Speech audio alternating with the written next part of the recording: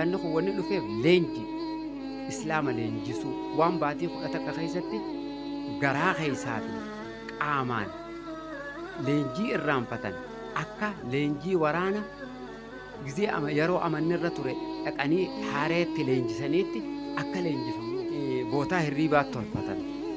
Mishigdii bootaa ammaas barcaan itti ta'u barca bocol hajaamu inumaa barca bocol kun maal qaba dhalaas walii jaammatuun keessa jirti. Eeta isaan gammachiiftu ta kofalchiiftu. Kunis keessa jira haalaan akka gammadan. Huccuu marate ni rafa. Zuuriin salaatu, asriin salaatu, maghriba lafaa utaala. Ka'eeti subhaanallah Ramadaan yaa Ramadaan jecha gammadee deema. Taraawii cehee dhaqa. Taraawii waan dhaqesan taacoroonii fi subii dhiisuu fi asrii dhiisuun xarayti. Alhamdulillah, assalatu wassalamu ala rasulillahi sallallahu alaihi wasallam.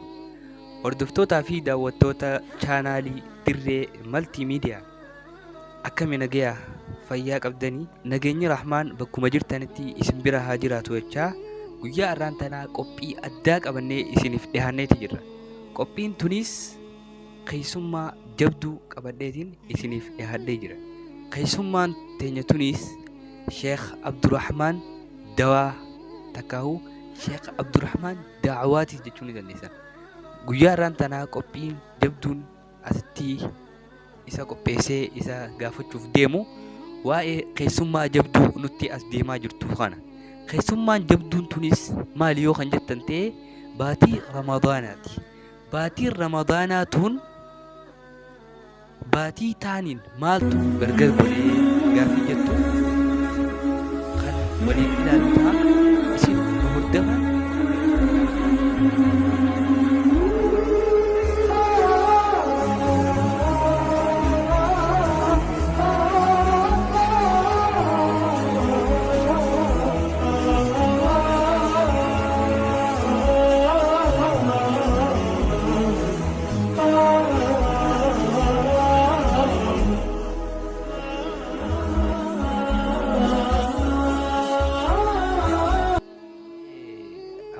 Gaafin durarra baatiin Ramadaanaatu baatiin soomanaatu baatiilee taaniin baatiilee 11 kan taaniin maaltu gargar isii godhe mee kana. Bismillahir Rahmanir Rahim. Alhamdulillah wassalatu wassalamu ala ashrafil anbiya'i wal mursalin wa ala alihi wa ashabihi wa mawala. Amma ba'd. Ikhwani fillah, assalamu alaykum wa rahmatullahi wa barakatuh.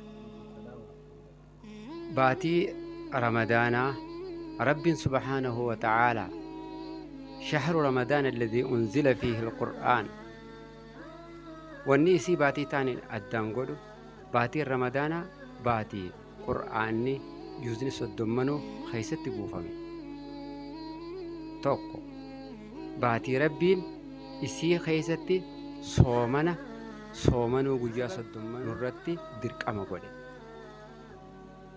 باتي ربي سبحانه وتعالى جبريل حال كان شوف أكني إرجما ربي توجين قرآن والتريفتني قرآن خيستي أججي دبرسي باتي رمضان باتي خيستي شيطاني هونتي قرآن أمي هدمو باتي رمضان باتي ليلة القدر خاباتي أمتا سديتمي سديه في باتي أفرو خنجالو حالكن توكجي إسي خيست أركمو باتي رمضان باتي غافا سومنا نمو ولي رفتي خيست وان باتي خلطة كنياتي سن بيلا أركي بيلا سنين ولي رفتني ولي نهاني ولي رحمة باتين تون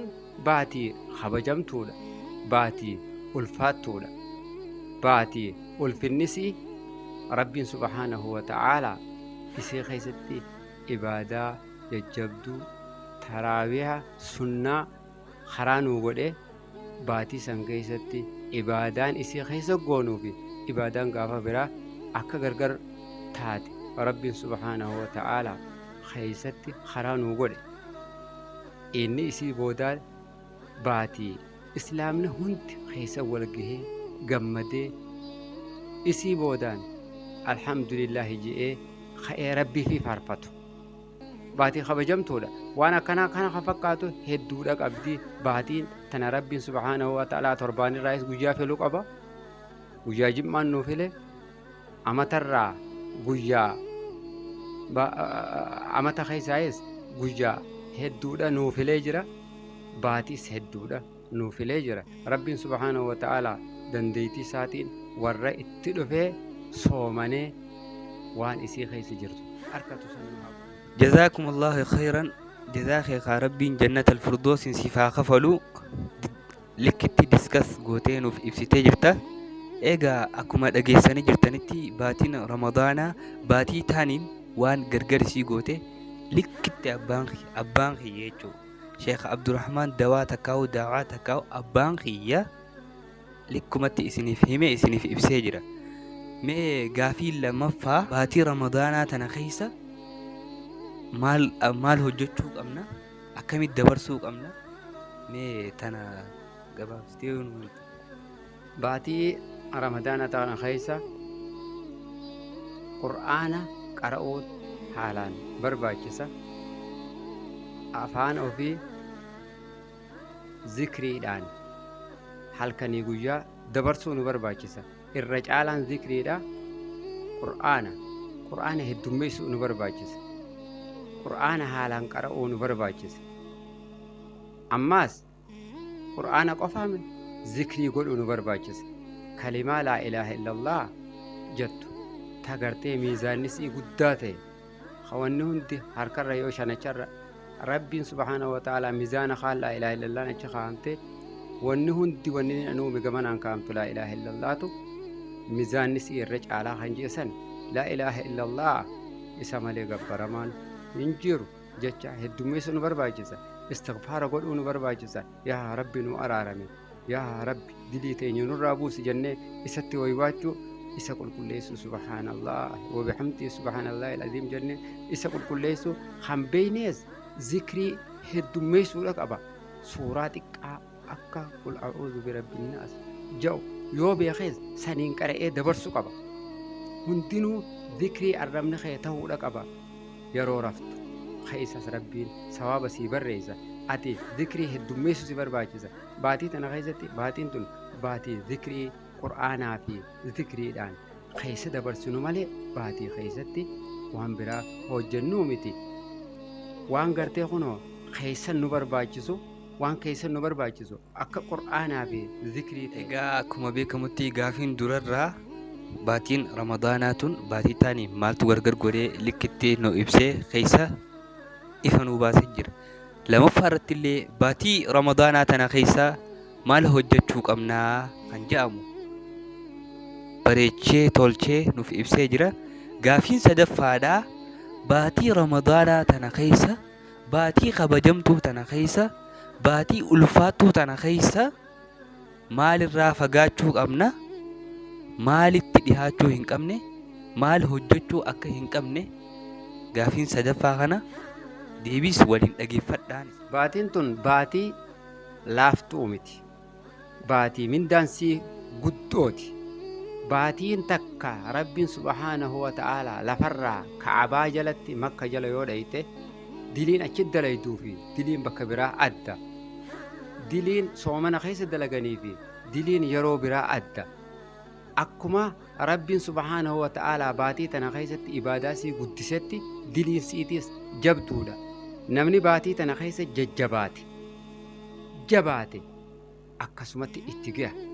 Namni baatii tana keessa gaarii hoomishate numa haammata. Waan hoomishate san haammatuun isaa beekamaadha. Yoo khayrii dalaydes khayrii hoomishatte. Yoo bishingaa namni facaafate bishinguma boqqolloo murate. Namni hamtuu asii tana keessa dalage hamtuma san hoomishata. Asitti maal nurraa fedhama? Hamtuun garii hamileedhaan. Hamilee hamtuu taan arrabaan taan hojiin. Hamilee hamtuu soomana kana keessatti yaada hamaa rabbiin subhaanahu wa ta'aalaa qalbii teenyarraa haqu hamilee qulqulluudhaan rabbiitu dirqama nuu dabarse jennee garaa keenya bal'ifannee jaalannee jibbansa isii dhiifnee rabbiin subhaanahu wa ta'aalaa nu haa simachiisu.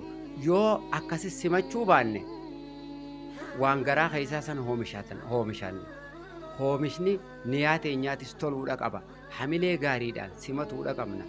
Soomana kana ammarraa kaanee isaaf qalbii teenya qulqulleessuuf qabna. Dilii duraanii jalaa haquudha qabna. Ibaadaa bareechinee akkaan rabbii keenya toobanne akka inni nurraa qeebalamu ta duraa jalaa haynee ta as deemtu arraba keenyaa fi hamilee teenyaa fi hujii teenyaas sirreessuudha qabna. Nabiyyiin keenya alayhi salaatu wassalaam man lam yada'a qawla adh-dhuur wala amala bihi falaysa lillahi haajatun fi an yada'a ta'aamahu wa sharaabahu akkana jedha. Namni hin dhiisin qawla adh-dhuur jecha cubbuu jecha sirriin tahin namni hin dhiisin waan sirriin tahin arraba isaatiin kan dhiisin jechuu kan dhiisin wala amala bihi dalagaa afaaniin dubbatanii miti isatti hojjechuu kan dhiisin hujii silaa afaaniin je'an san hujiirra oolchuu kan dhiisin falaysa lillahi haaja rabbiin dantaanti qabu. Soomana isaa dantaanti qabu. Dhugaatii isaatis nyaata isaatis dantaatti hin qabu jechuun rabbiin subhaanahu wa ta'aalaa soomana san isaan barreessuu jechuudha. Soomanni hujii sadiinurraa fedha. Hujiin sadeenuu yoo badde inninis hin jiru. Hamilee gaariidha nurraa fedha. Innamal a'maalu binniyyaati. Hujiin cuftinuu kana maaqee balamtuun hamilee toluudha. Hamilee yootti hammaatan rabbiin subhaanahu wa ta'aalaa hamilee hamtuu saniini si beekaa. Rabbiin subhaanahu wa ta'aalaa akkam jedha nabiyyiin keenya inna allaha laa yanzuru ilaa ajsaadikum walaa ilaa suwarikum. Rabbiin hin laalu qaama keessan guddina qal'ina dheerina gabaabina hin laalu gurraachoomina bifa teessanii diiminaa fi addeenya hin laalu halaalu rabbiin subhaanahu wa ta'aalaa ilaa a'maalikum gama hujii teessaniitii fi hamilee teessanii laala. Hamileen tee yoo kaatee bakka biraa jiraattee qaamaan dalayde eenyutti fakkaata? Abdallaa bin Ubayyi nabiyyi rabbiiti wajjin alayhi salaatu wassalaam salaata soomana dalagaan isaa hundi badduudha. Maaltu dalagaa isaa balleeyse? Hamilee isaa hamtuu saniif balleeyse. Hamilee tee tolfatu si barbaachisa. Hujii teetis tolchuudha si barbaachisa. Nabiyyi rabbi alayhi salaatu wassalaam kanaafuu namni man saama ramadaana iimaanan واحتسابا غفر له ما تقدم من ذنبه.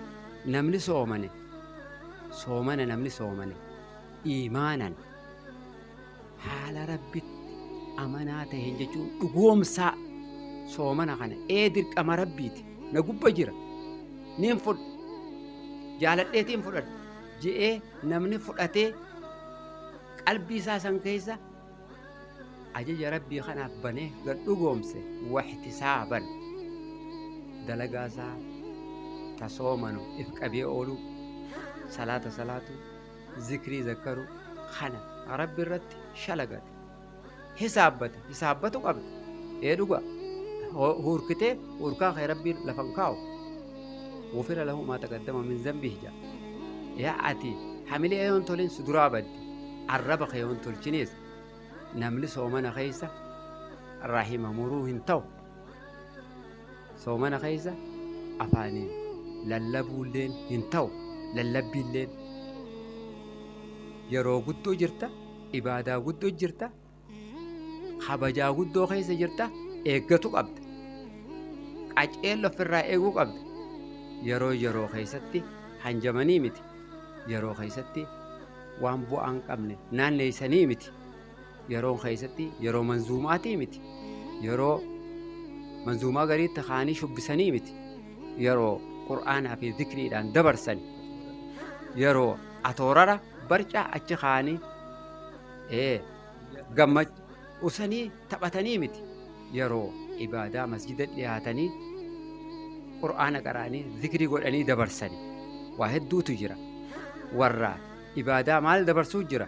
Nama hirriiba halkan ta'a coroo bitatee irra bulee guyyaa subii gizee subiin as dhiyaatte huccuu marate ni rafa, zuuriin salaatu, asriin salaatu, maghriiba lafaa utaala ka'eeti subhaanallah ramadaan yaa ramadaan jechaa ka'ee gammadee deema.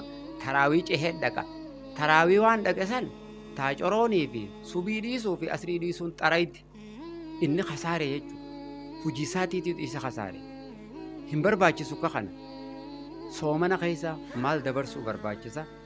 Qalbii qulqulluu soomanaaf, qalbii qulqulluu bareedduu ibaadaa tana jaalatu tana rabbiin nu keessa haa kaa'u. Arraba gaarii naamusa qabu haa rabbii isa uume beeku haa amantii tanaaf gatii guddoo kana. Amantiin lubbuu teetirra isiitu jabdu. Rabbiin subhaanahu wa ta'aalaa lubbuu kan qabne irratti amantii tanan buufne lubbuu akka qabdurra buuse. Inna aaradna al-amaanata ala samaawaati wal ardi, samii fi dachii irra finne amaana soomanni finne fa'abeeyna an yaxmilnahaa ni didan ba'atu samii fi dachiinis waxamalaha al-insaan ilmi namaa ni ba'ate innahu kaana zaluuman jahuulaa of miidhaa wallaalaa osoo ulfina waan kanaa beeyne firratti ilmi namaa hin ba'atu. Ba'anne eega ba'anne ba'aa san danda'uu qabna. Arraba keenya tiisuu qabna. Hujii keenya tiisuu qabna.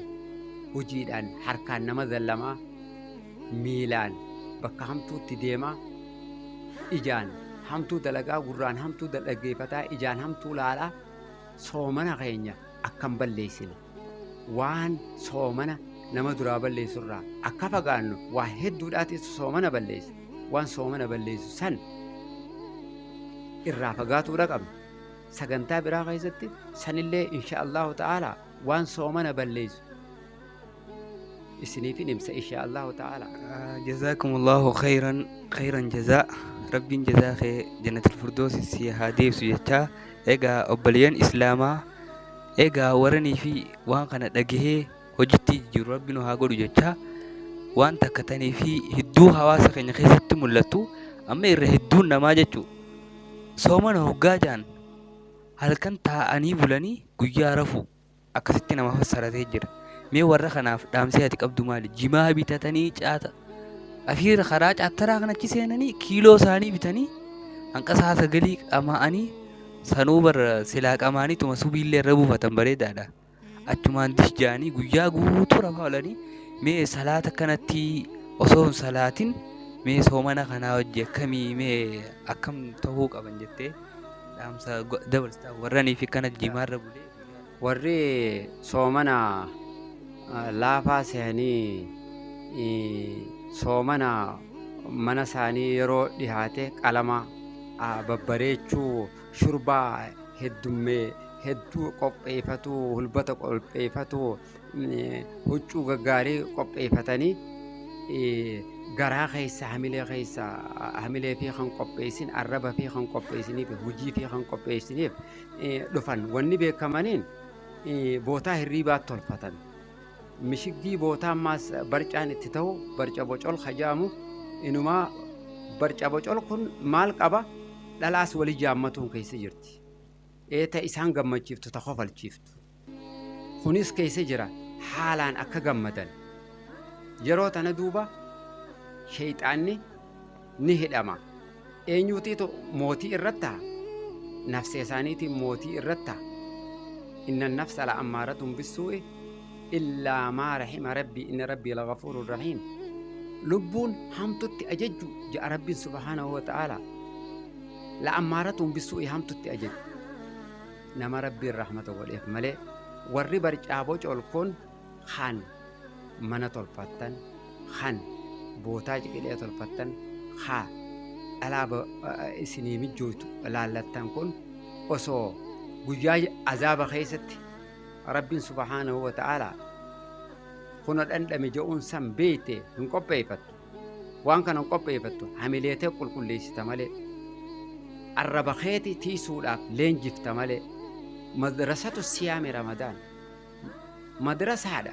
Ramadaanni kun wanni dhufeef leenji islaama leenjisuu waan baatii 11 keessatti garaa keessaa fi qaamaan leenjii irraanfatan akka leenjii waraana gizee yeroo amannirra ture dhaqanii haareetti leenjisaniitti akka leenjifamnuufi ibaadaa baatii 11 sunnaa fi kana laaffifne arraba keenya haa baxraansinee akka feene goone hujii teenya talallaaffifne hundaa'u agabuu oollee leenjii qochumaan keenya maas akka raahaa arkatu warri qochumaa akka gaariitti itti darbu soomana kana sirraawa hagaraan keessi coome soomana kana irraa irrate kunis rabbiin subhaanahu wa ta'ala as keessatti fayyaa meeqaan tam caalamni hundi ragaa bahan man ragaa bahan soomana keessa dhukkuba parsantii 75 ol fayyaan dhufti nama hedduudhaaf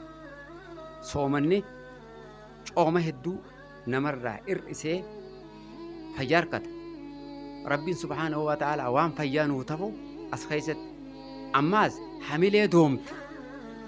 hamilee doomtee waa takka irraanfatte hedduudha qara nama miskiina irraanfate dureessa hedduudha akkanna kannatu illaa beelaa jiraa jee akkanna kannatu soomana kanaatu godha nama diliidhaan ukkaamame sheeyxaanni waan irraa hidhameef if yaadatee akkanni sirraawu soomana kanaatiitu godha soomana kana keessa namni barca bocolii jecha faayidaa guddoo mee takka faayidaa inni dhabu isiniimu fayyaa isaatillee haa dhiisu akka nama amas 83 baatii 4 fuulduree rabbii dhaabbatee rabbiin subhaanahu wa ta'ala leelatul qadri khayrun min alfi shahr as keessa jira hin arkatu namni barca bocol hin arkatu abadan hin arkatu akkuma Abdallah bin Ubayy ta'eeti rasuula jala caayaa rasuulaa jala deemaati ibidda janna innal munaafiqiina fi darkil asfalji sadarkaa gadii keessatti hanji namni islaama fakkaatee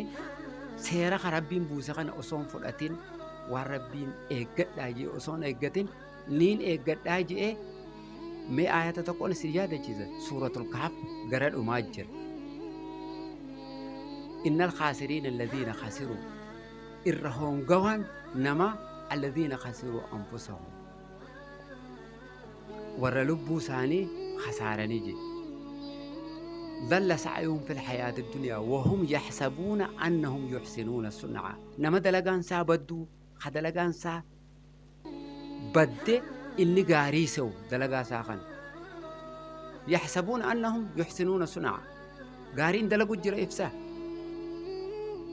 قل إن الخاسرين الذين خسروا أنفسهم جير ربي دوبا نما دلقا ساخني أسرت دوبا قاري أفسه آخرا قزيدك هونغو إفرك nama san irraa kan taane dalagaan tee gaarii miti yaa barca bocol dalagaan tee gaarii miti dhiisi gama masjidaa gama zikriidhaa barca bocol jechuun asumattuu barca bocol hoggaa bootaa gaarii san dhayxee waan rabbiin hin feene dalayde ati bocolamte jechuudha akhiraatti teetis duraa bada saniifuu dhaamsiniin isinii dhaamsa godhu soomanni arkaana islaamaa afraffaadha mee manni kun yoo jaarame hornaa tokko yoo kan jaarre dhiifteetuma haaniin jaare jette ni dhaabbata manni jabaate jechuun bu'ura yoo tolchan bu'ura yoo atin tolchin soomanni jige arkaanni shananuu ni jiga ati amanta ofin seen achiin